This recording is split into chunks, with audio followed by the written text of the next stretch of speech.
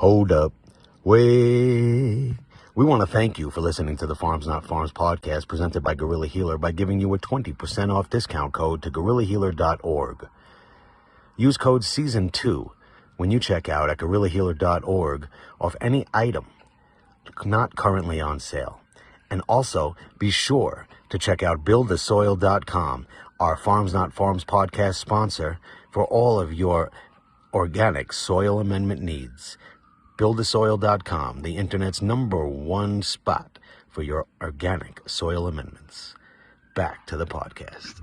Welcome to the Pharms Not Farms podcast. I'm here today with a very special guest, as always. And if you'd be so kind to introduce yourself, and then we'll get right into it. Hi, I'm Donnie Wirtshafter. I'm an attorney and a entrepreneur, and now I am the founder of the Cannabis Museum here in Athens, Ohio. Cannabis Museum. Tell us a little bit about that, if you would.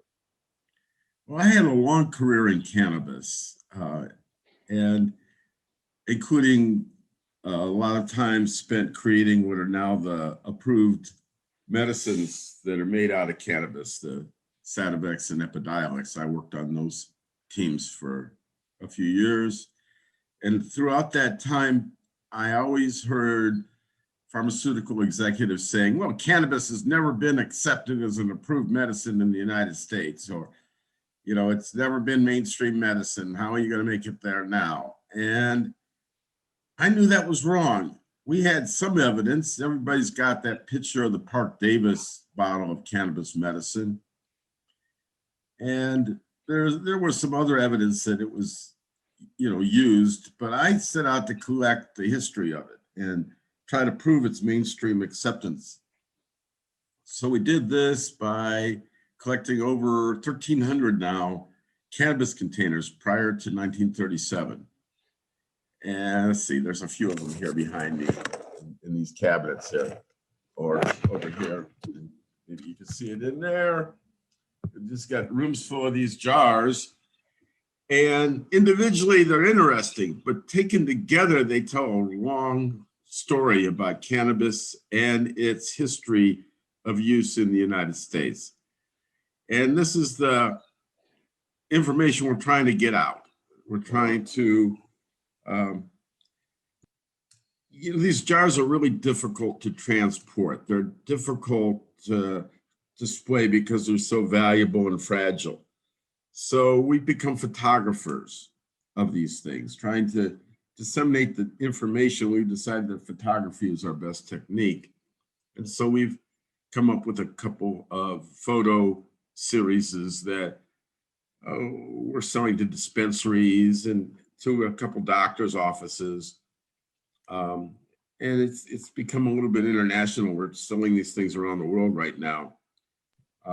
They're great for the photography we're taking of these bottles is great for walls of dispensaries because they take naive individuals. A lot of people coming into the dispensaries are hurting and they're looking for relief, but they're scared and they don't know what this crazy new medicine is. And all they've heard is 50 years of bullshit about it.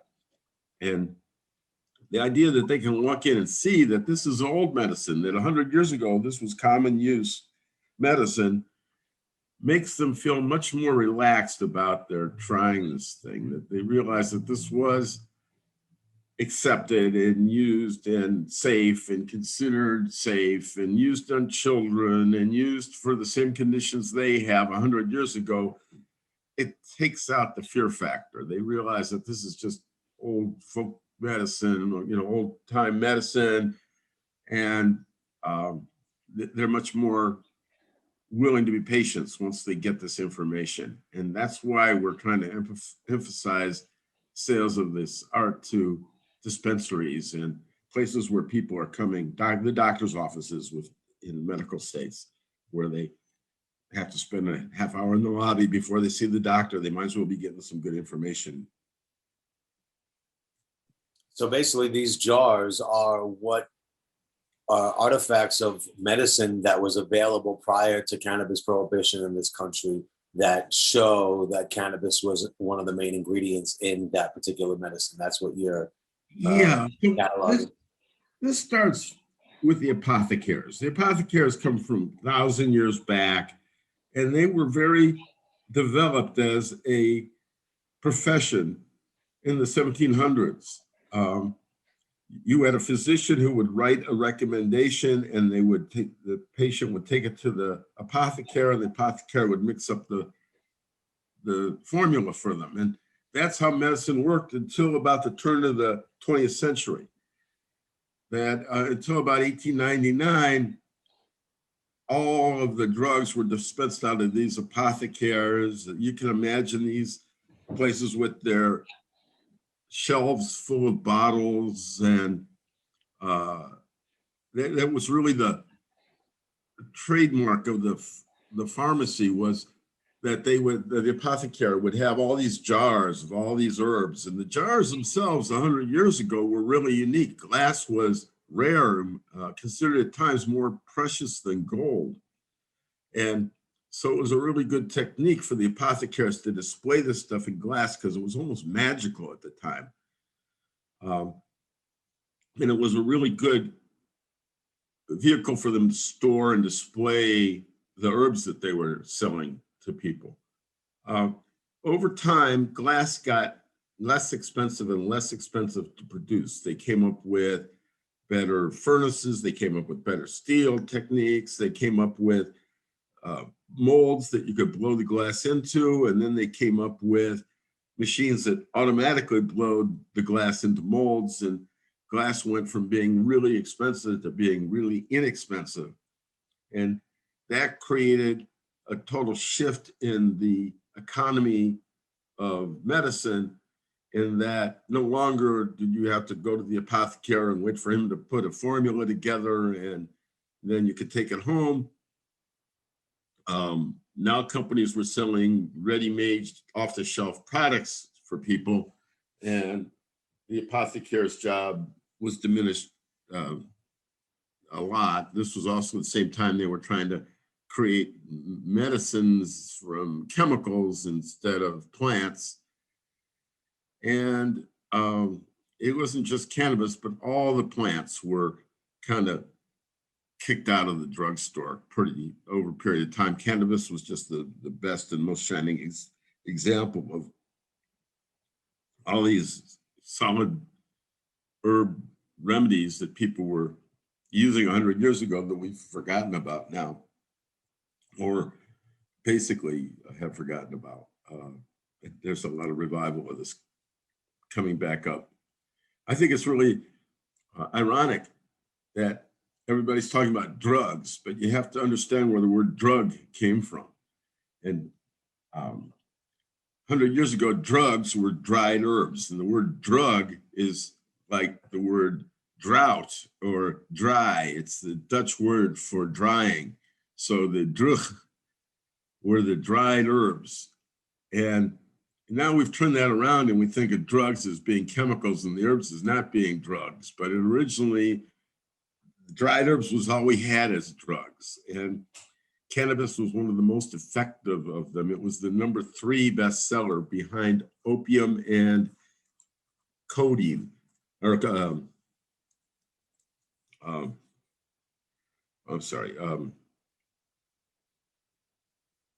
I guess I'm thinking cocaine. Those were really, really powerful. And cannabis was 3rd in sales behind those for at least 60 years running, and was only surpassed in the number 3 position in the 1920s by aspirin. So cannabis was quite the mainstream medicine. It was used in many different formulas. They understood how to use it. They understood the difference between CBD and THC and the use of the two in combination, and that they had, and this is controversial, but this is the conclusion we reach from examining all these jars.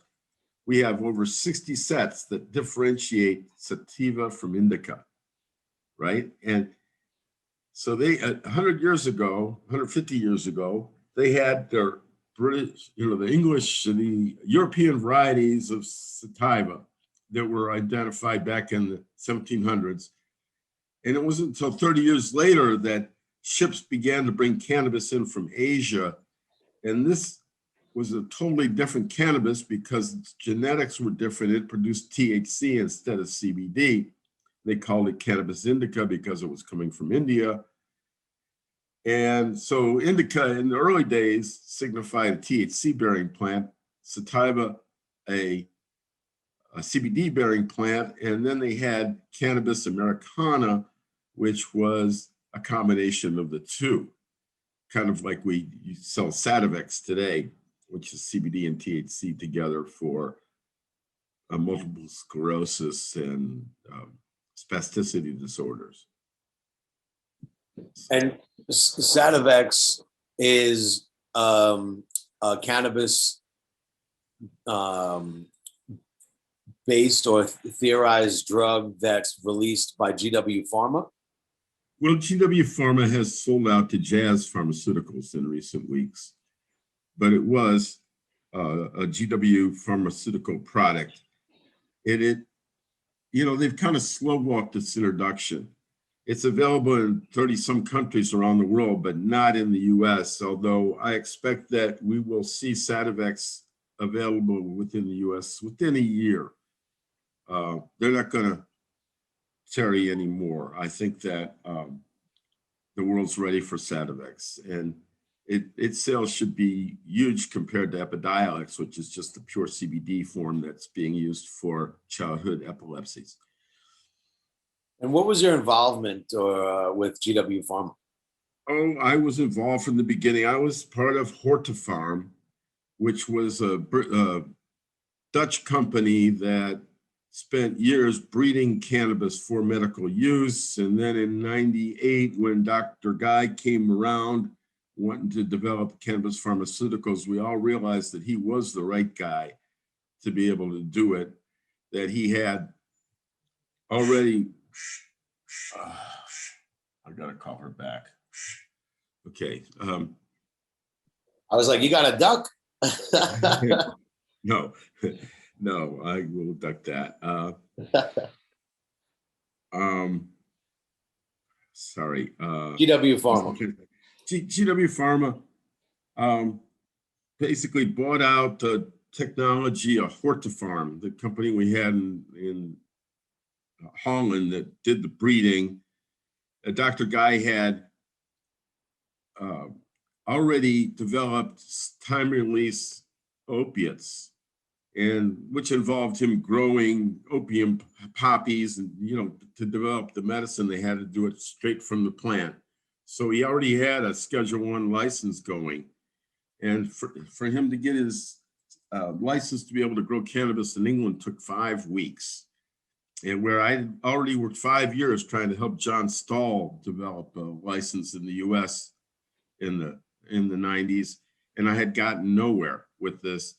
Dr. Guy went and got a license in 5 weeks. So, okay, fine. All the momentum switched from Amsterdam to England, and it has been in England ever since. So there's been 20 some years of development of these drugs. It's been one roadblock after another, but the development of these medicines has turned the medical profession around. It's really why marijuana as a medicine is now being accepted again as mainstream medicine, is because of all these peer-reviewed, double-blind, gold standard scientific studies that GW did over the last 20 years that are published in these journals that the doctors see, and that has one by one convinced doctors that this is a valid medicine and that it's useful in today's society.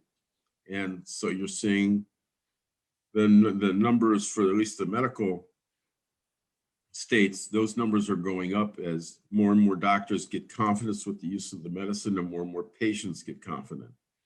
So, a lot of these changes that we're seeing today in the whole scene can be traced back to the developments of actually finally getting the scientific testing that everybody was demanding before they were going to let marijuana be a medicine.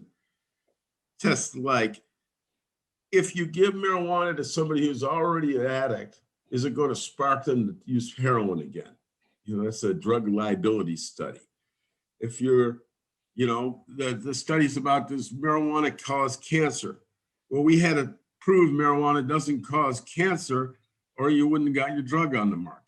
There were hundreds of little roadblocks like that in the development of these drugs, but the doctors see this stuff, and it's a big reason why the profession is changing its mind on this, and why the medical professions aren't fighting medical marijuana anymore. They're embracing it.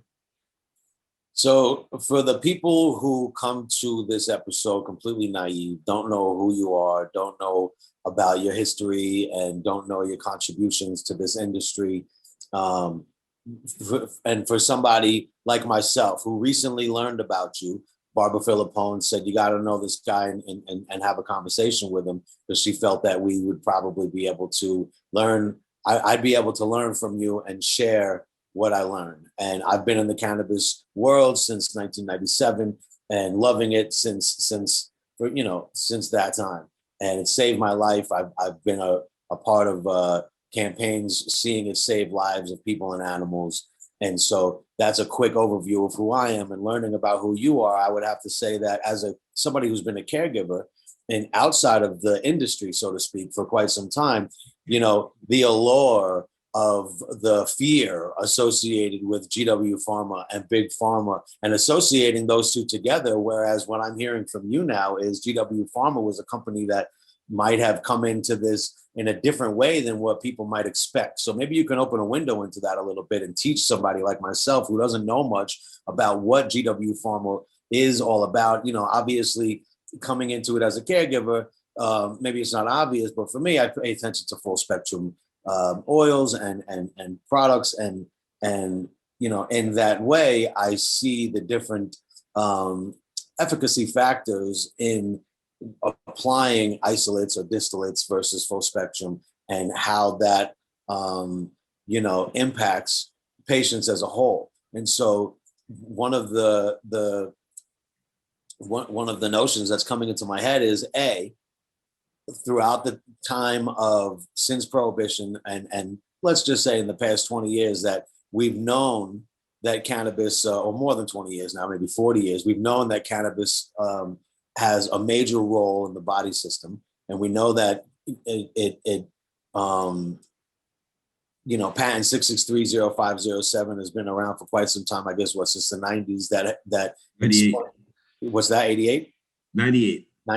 That specifically divulges the U.S. government's understanding that cannabis has medical benefit. So with that understanding, knowing that it would take more research to be presented in order for the medical community to accept this, that it's necessary for some company to spearhead that movement. So I'll stop talking. Maybe you can open up this window for us if you can and teach me what's going on.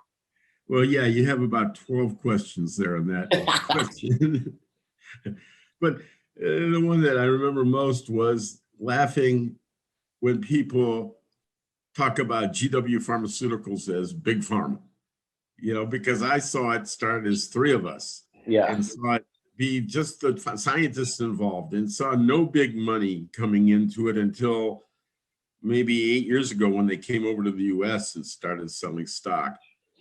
But it's certainly not Big Pharma. It was a tiny little pharmaceutical company and a bunch of dedicated scientists that did this on their own.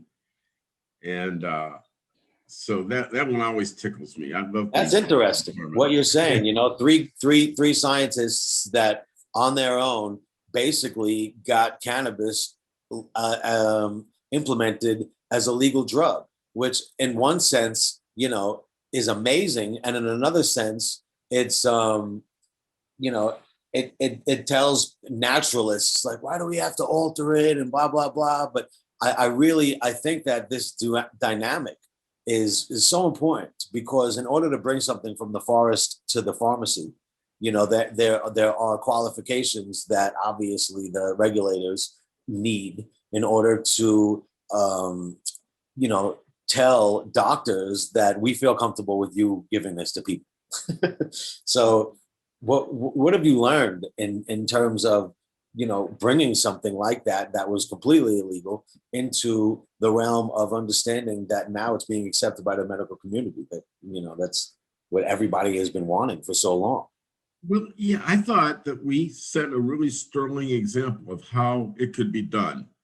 And there are a few companies that have begun the process of doing the tox studies and doing the lab work and doing the research and, getting up the scientific knowledge that they need to even be able to dose people in valid scientific experiments. And there are a few of those that are following GW's footsteps, and they're coming along, and they'll have products on the market within a couple of years. And then you have some bootleggers who saw Sativex coming out there and started, hawking CBD. First it was dirty, filthy, almost toxic CBD. And pretty soon they got their techniques down, and then there was CBD, and everybody's starting to sell it in the gas stations, and it's become almost a joke, which dilutes the impact of the real medicine, and it's dangerous. I mean, this stuff with the vape pens, we've kind of dodged the bullet on. I think COVID kind of stopped a wave of lawsuits that I thought was going to come because so many people died from people taking shortcuts with making vape pens. Hundreds of people died from what they're calling vaping disease, which is really just adulterants in the vaporizers, trying to make stuff cheaper and reach the bottom line, trying to make as much money as you can, as quickly as you can before you're taken off the market. I have the same issues with Delta 8 and Delta 10 and some of these other chemicals that people were putting on the market without the proper scientific review. Yeah. And so I predict a small disaster coming here from one of these. There's going to be evidence coming out of one of these things. You can't say a drug like CBD works really good for epilepsy, but it's not psychoactive. If it's going to work as a medicine, then it's making brain changes. It's making brain changes in all the people who don't need their brains changed. And so, these things shouldn't just be launched on the market without the proper amount of review. And having the FDA approval is really the right way to go. Everything else is very vulnerable to being taken off the market in a day. You could have $1 million worth of inventory that's now worthless because they put a red tag on it. These companies are taking a lot of chances, especially these Delta 8 companies now. They're trying to deal with all this surplus CBD they created. And I don't know where it's going to go, but the lawyer in me is very concerned and cautious and feels that nobody's doing this well and nobody's doing this right, and it's going to turn around and burn the whole industry. Well, one of the things about my contribution to our world is that I have seen the lack of care applied to our sensitive population, and not interest, and not even necessarily intent, but true care in terms of paying attention to detail and how each and every variable impacts life. And from 2014, 2015, the companies using safflower oil for children who had epilepsy, which in my body inflames my gut, and in other children, more sensitive populations were inflaming them as well, and creating more of a counterproductive scenario that would work a little bit, but ultimately not all the way, or other companies creating waiting lists and not giving out any information. I think that it's important that we end up having information.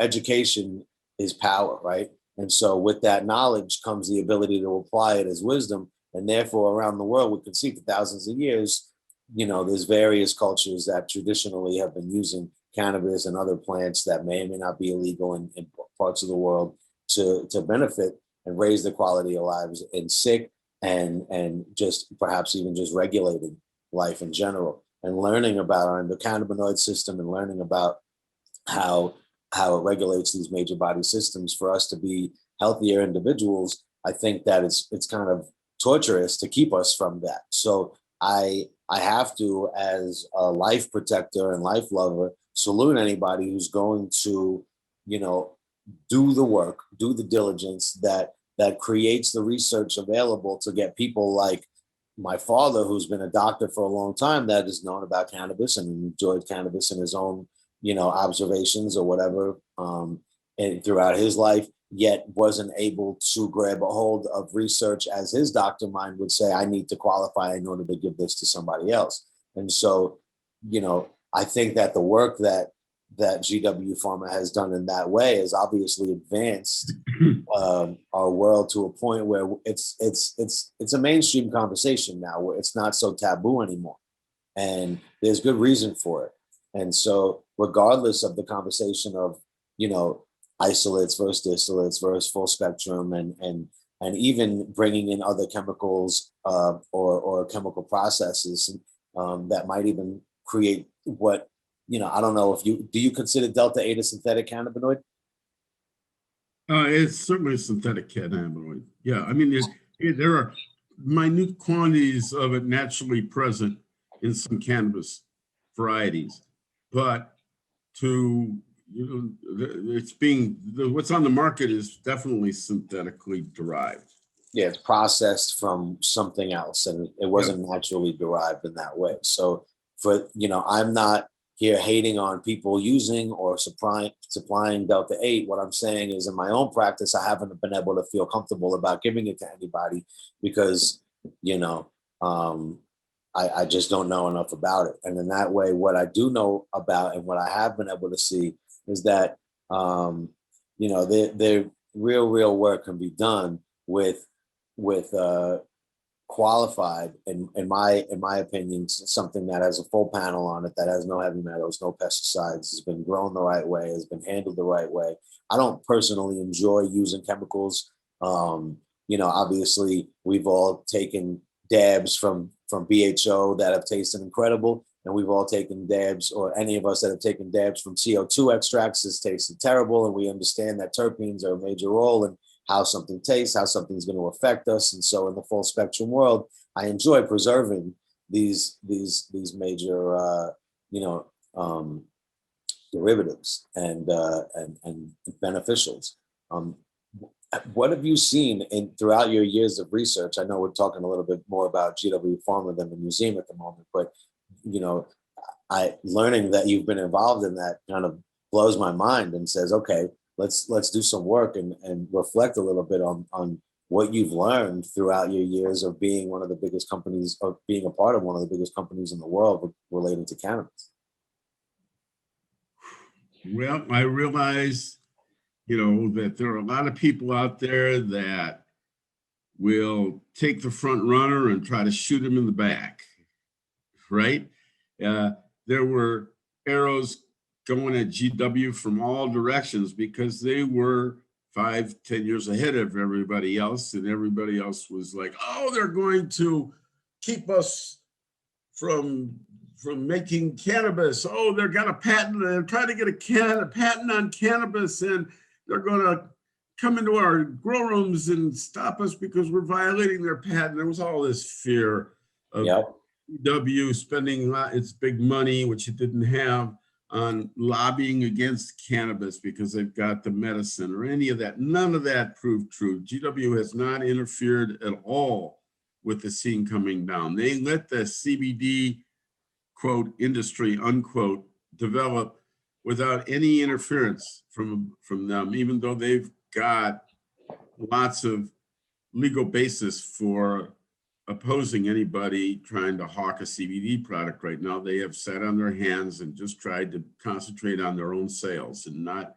try to interfere with all of this crazy shit that people are doing with CBD right now.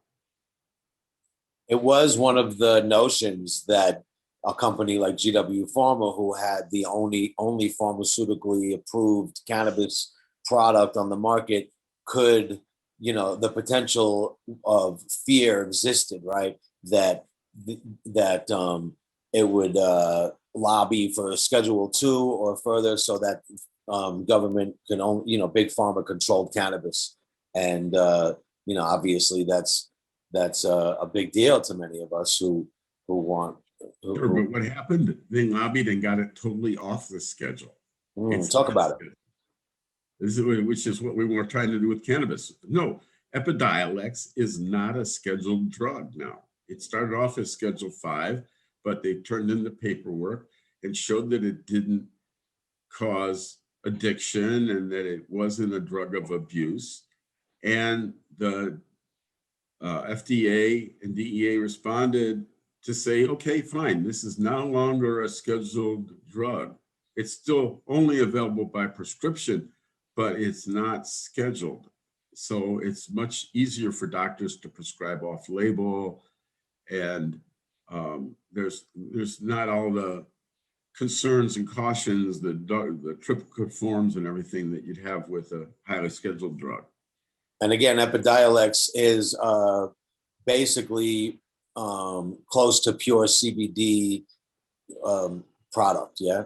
It's a plant extract that is filtered, is the best way of saying it. You can look up their technique and how they do it. It's very, very innovative.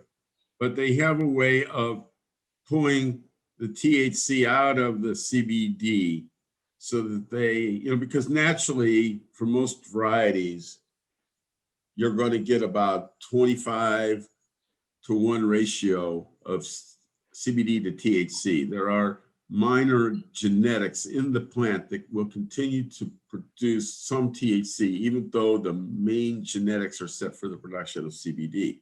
Yeah. Which is why we have these ratios. And for a drug for children, it was thought that THC would not be acceptable. And so they are using a really cool filtering technique, chromatography technique, that is able to separate much of the THC out of the CBD. But the Epidiolex and especially the Sativex have many of the natural terpenoids and flavonoids from the original extracts intact. Huh. Cool. I thought, looking at that patent, I thought it was some brilliant work. That they've got something, and now if you try to copy that, and you might get into some intellectual property litigation with Jazz Pharmaceuticals, but people are getting around that by coming up with varieties that are pretty much pure CBD varieties, and people are, some of these techniques for isolating CBD also get rid of the THC. Yeah. For this isolate is pretty free of THC. So GW just got bought out by Jazz Pharmaceuticals. Yes. Yeah. Do you know anything about that? Well, I'm following it. Okay. So you're not involved with GW anymore, is that? No, I haven't been for 10 years. Okay. I've been its number one observer because my family and my friends are all invested in it so heavily that I've had to keep an eye on the thing. I'm not very happy with a lot of what I see, but it's over. Now we're, bought out and have some Jazz shares as a result. I think Jazz is going to do very well with these stocks, with these drug products. And their stock price is going to reflect that within a year or two when people realize the potential of Sativex and the potential of Epidiolex if it's taken around the world, and then the potential of all these new inventions that the company came up with that they were really quiet about through that sale. Mm-hmm. So I expect good things for Jazz, and I expect them to be good supporters of cannabis and the cannabis industry. That's good. There was a company, for a company that has it on market, and you're saying did not lobby against free market, that in theory is applaudable, right? And while we all know, those of us who are in the know that there were companies who went around lobbying for hemp, as basically saying, let's legalize cannabis without having the THC, which, you had touched on the fact that THC wouldn't be acceptable for children in theory, in people's minds, and, with healthy fears or even unhealthy fears in this case being a factor, people would have I imagine, trouble saying, okay, let's give THC to our children, especially with all the propaganda that's been put out there that's saying it's stunting brain growth. And in certain levels it may. I've seen it save children's lives, and I've seen it do miraculous things. And that's not to say it's for everybody, or, obviously everybody's different. So the recipe that two twins might need for the same issue might need different treatments, right? And with that being said, I think that it's important to just, at least for this episode, touch on the fact that THC, in my experience, has not been the enemy at all. If anything, it's been a huge ally. And if anything, I see that some children, if not many, require more THC than what's being allotted or allowed, due to these not, uneducated, unhealthy fears that THC is bad. So thank you for letting me share that. You're welcome to obviously. No argument for me on that. You're absolutely right. This is a fear-based regulatory system that is not scientific. Kind of like we treated COVID. Well, in the spirit of letting this podcast fly and not getting banned, I'll just go fly right over that one and say, hey, Barbara told me that you're probably one of the first people to bring a roll of hemp fabric into this country. You want to tell me a little bit about that? Well, this is true.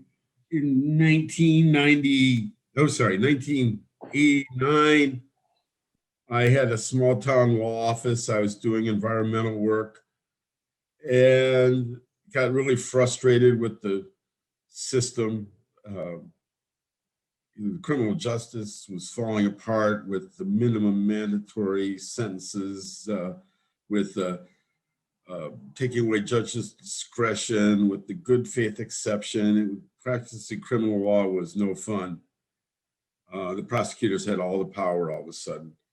So I looked for something that was going to change the world and decided that a hemp campaign would be the way to go. In 1998, I started selling hemp products along with a few friends, and we did stands for Normal here and there and developed some little products. We found a stash of hemp twine and bought it out and created this fad where everybody was making little hemp friendship bracelets for a few years, and people got really good at their crocheting and their macrame with this, and we sold a hell of a lot of hemp twine. You said what year was that now? 98, I don't know, 88, 90, 91. Okay, 1988. I was going to say, in 98, I already saw hemp grow back. Yeah. I have twine out, people making necklaces and whatnot. So 88. All right. No, I mean, if I had to hire a lawyer to explain 5 times a day why what we were selling was legal, I would have gone broke quickly. Thankfully, I was a lawyer and people listened to me, and, I was able to get hemp into things like the Natural Products Show against a whole lot of resistance, and the National Boutique Show, and all these things. We're really hesitant to accept hemp as a product, especially the food part of it. But I got people like Dr. Andrew Weil to endorse us, and he was like a god in the industry at the time. And so he wrote an article that came out the day that we hit our first trade show. We made 5,000 copies of it and gave it to everybody in the show and launched the hemp oil industry. And it was great timing. Launched the hemp oil industry. Tell me, what do you mean? Well, I bought a small oil press, and I was buying hemp seeds by the truckload, and we were making hemp oil, but it was of poor food quality. It was more, we were selling it for body care and all this. And so then I made a deal with Spectrum Naturals, where they pressed our seeds on their really sophisticated equipment, and they could bottle it and all under food safe conditions. So by February '99, we were selling hemp oil to health food stores around the country. Wow. With Dr. Andrew Wiles' endorsement. Awesome. And with Carol Miller, I wrote the hemp seed cookbook that we produced in 1990. It was a little handwritten cookbook. It's a lot of foods I won't eat today. My diet's improved considerably. We did the hemp seed cookbook. It's fairly dessert oriented. We didn't realize what a good crust it would make for fish or things like that at the time. And so we were selling the hemp seed cookbook and a pound of seeds out of my law office, which was a problem because it was 2 stories, walk up law office, and we had to carry these 20 or 50 pound bags up the stairs, and then we'd sell them and carry all these packages down the stairs. So we ended up buying a building out here that we still use. That was in 93 or 4. And the hemp lasted until 2002. We got hit hard by 9/11. It wasn't the disaster itself, but in the weeks after 9/11, the federal government used 9/11 as an excuse to cut back a bunch of freedoms that we had. And they decided they were going to go after physician-assisted suicide, for example. And one of the things they did in this few-day time period where the hammer came down after 9/11 was they said that hemp intended for food was a Schedule I controlled substance. And so that meant that everything in my basement, everything in our warehouse was now a hazardous waste, basically. You couldn't throw it in the landfill. You had to call the hazardous waste people to get rid of it, which is hugely expensive. So instead of having $100,000 worth of inventory, I had a $50,000 bill for cleanup. And so we fought that as an industry. Dr. Bronner was really instrumental in this. My company was, showing at these food shows, responsible for turning David Bronner on to industrial hemp. He had just graduated from Harvard and took over the company that his grandfather started. His father had just died, and so he was put in charge, and he found hemp oil at the trade show with us, and they started putting hemp oil in the soap, and their sales doubled, and now they're becoming a huge company. Love that. Result. And they can show that their sales started to boom the minute they put hemp on their label. And but the Bronner family is extremely generous, and they have a fund for doing social work. And so that fund paid for the expensive lawyers it took for us to beat the DEA in court. And we beat them, and it's all getting done. And then they come and change the rules again, and we had to start all over again with a whole new suit. And we beat them the second time. This is DEA 1 and 2 from probably 2003 and 4. And very good logical reasoning why the Ninth Circuit Court of Appeals said that the government was out of bounds when the DEA tried to regulate foods. And so that opened up the industry some. It certainly, in 98 is the year that Canada opened up for production. And as the government shut down my ability to get seeds, they actually went to the factory where my seeds were being treated in Pennsylvania and started to pull a raid on them for a couple of days till the people in Pennsylvania figured out this was about the hemp. And, well, would you rather we just not process any more hemp? Yeah. And so they shut down the Pennsylvania mill, left. They didn't do anything else. It was all about just shutting down their hemp processing. And so hemp seeds got really hard to produce in the U.S. or to even obtain in the U.S.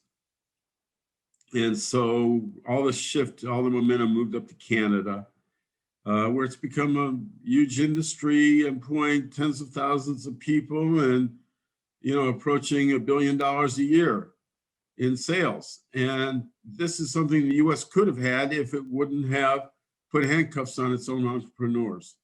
it's like televisions and VCRs and all these machines that we invented here. It'll never be produced in the US again because the foreign competition just wipes us out. And we let that happen to the hemp industry. And it's only now in recent years started to come back.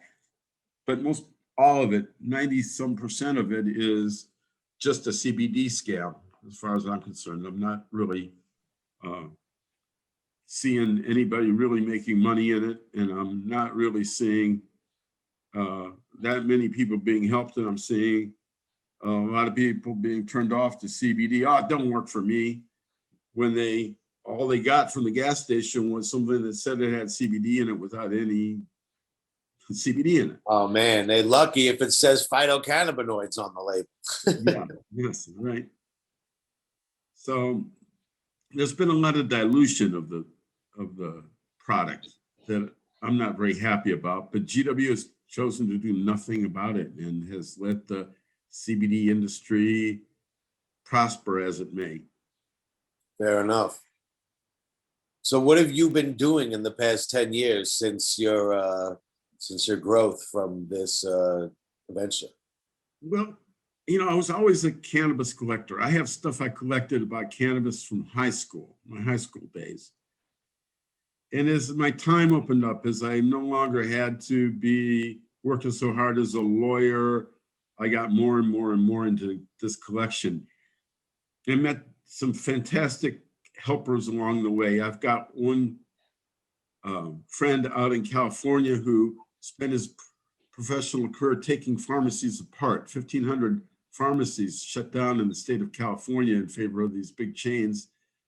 And his job was to go in and rescue the drugs that were still usable and sell them back to the drug companies. Huh. And then all the rest of the stuff, he got to do what he wanted with it. So he ran a flea market stand for many years. And through this stand, he met all of the sophisticated high-end glass collectors. So on my behalf, over the last 18 years, I think, he's gone to every collector he knows and talked them out of their cannabis collections. And that's the reason why I have this amazing collection. It's more him than that. eBay has a lot of things on it. Probably 75% of them are flat out fakes. You have to be really careful, which has both helped the market and hurt the market. I got a jar the other day for $135 that I bid up to $600 on because I thought it was so significant. Here, I'm just going to grab it. It's right behind me.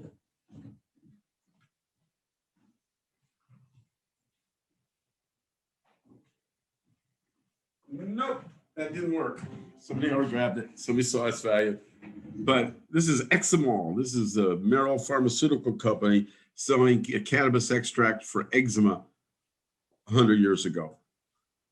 And you see, these I think are really valuable. The fact that these scientists, physicians, and apothecaries 100 years ago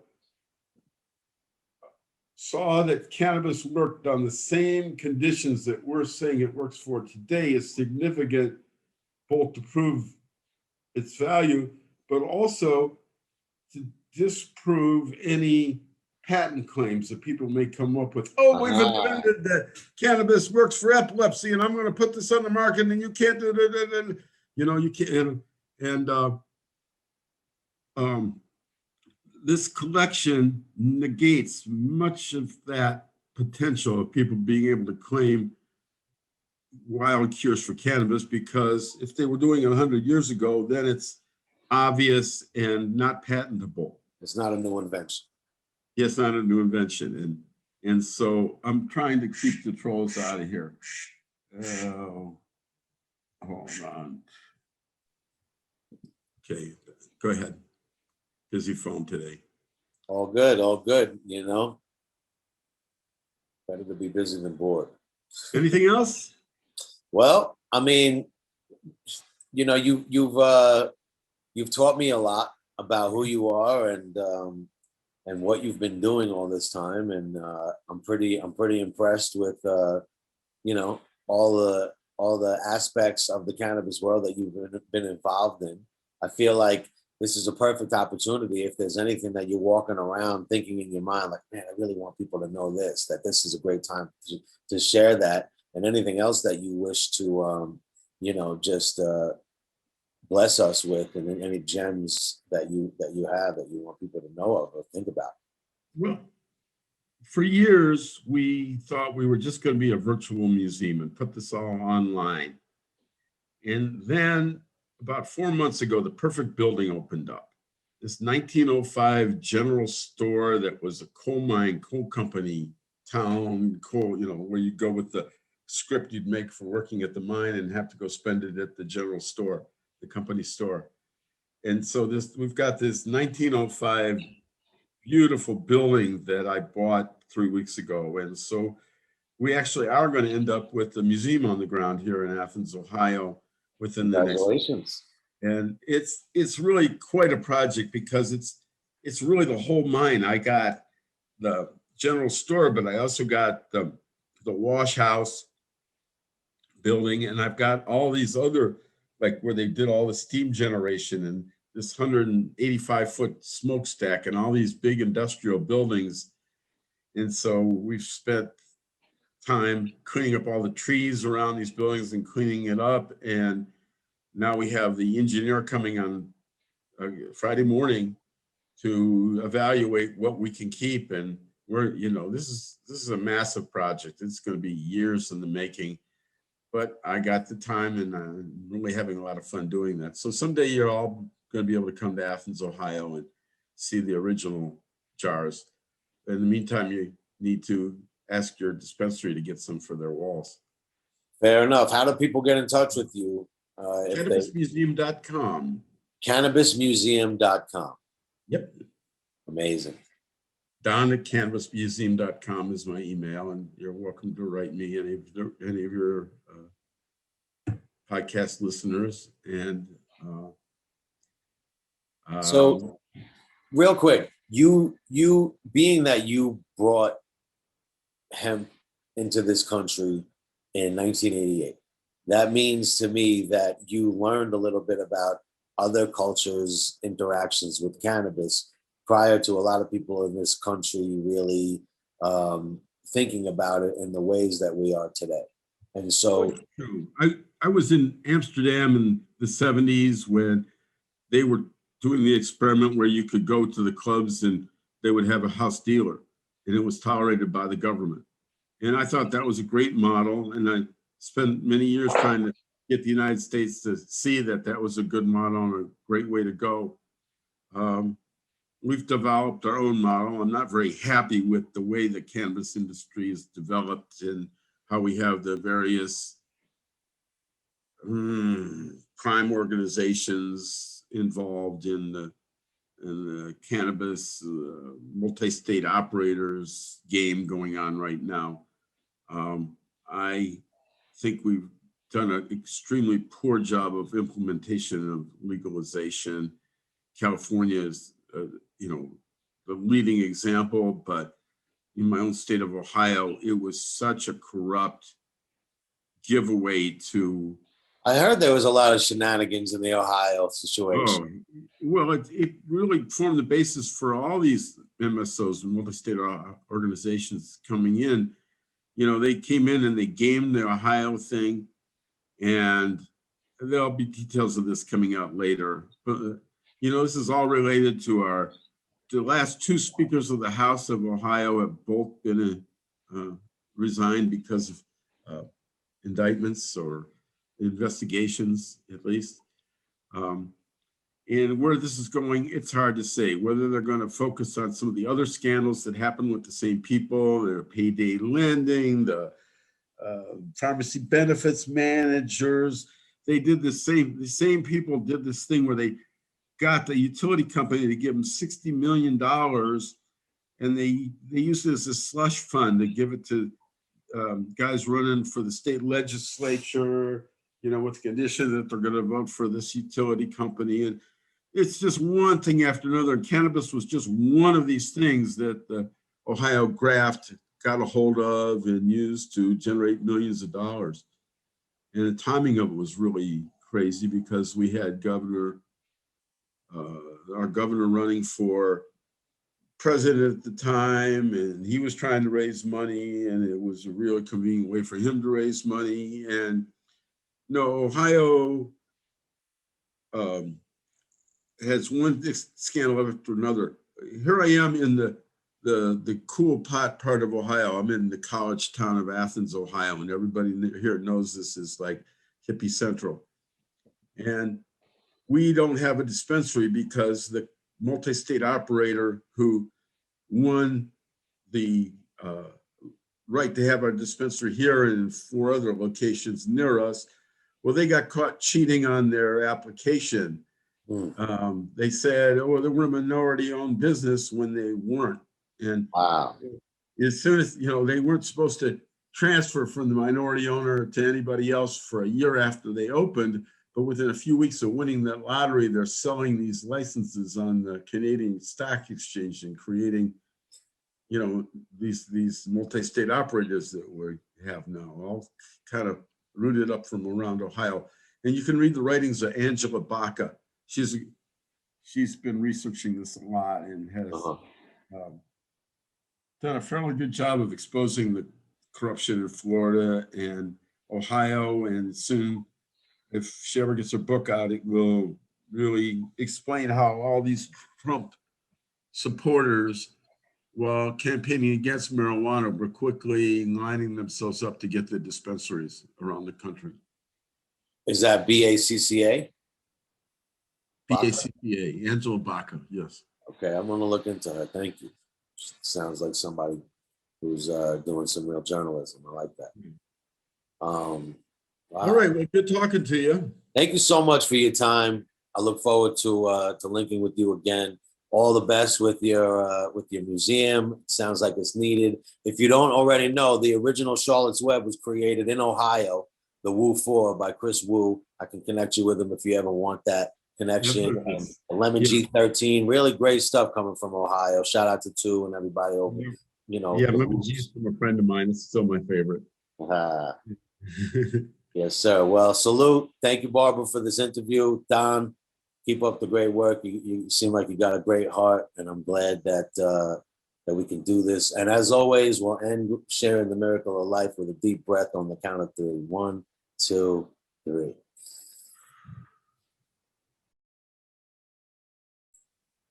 Good talking to you. You too, bud. Be well. Thank you again. Definitely check out buildthesoil.com. Subscribe to the Pharms Not Farms podcast on Spotify and Apple Music. And always check out all the archived episodes in case you can't find one on Spotify or Apple at pharmsnotfarms.org. Thank you and be well. Subscribe to the Pharms Not Farms podcast on Spotify, Apple, and Google Podcasts, and watch the full episode at youtube.com/burntmd.